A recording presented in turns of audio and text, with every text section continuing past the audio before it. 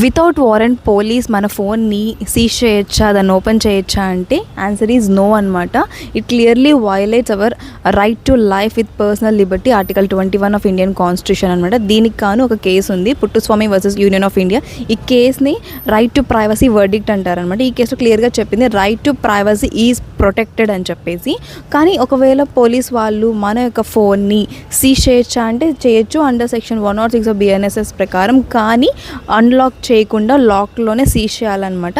సరే, మరి ఇప్పుడు ఆ యొక్క ఫోన్ని సెర్చ్ చేయాలి, అన్లాక్ చేయాలి, దాంట్లో ఉన్న విషయం తీసుకోవాలి అంటే దానికి కానీ ఏం చేయాలి అంటే వాళ్ళకి ఖచ్చితంగా సెక్షన్ 96 ఆఫ్ BNSS ప్రకారం సర్చ్ వారెంట్ అనేది ఉండాలి. సర్చ్ వారెంట్ లేకుండా మన ఫోన్ని అన్లాక్ చేసి దాన్ని చూడడానికి అయితే ఎటువంటి పవర్ అయితే లేదు పోలీస్ వాళ్ళకి. కానీ రియాలిటీలోకి వచ్చాము అంటే ఏం జరుగుతుందని చెప్పి అందరికీ తెలుసు అనమాట.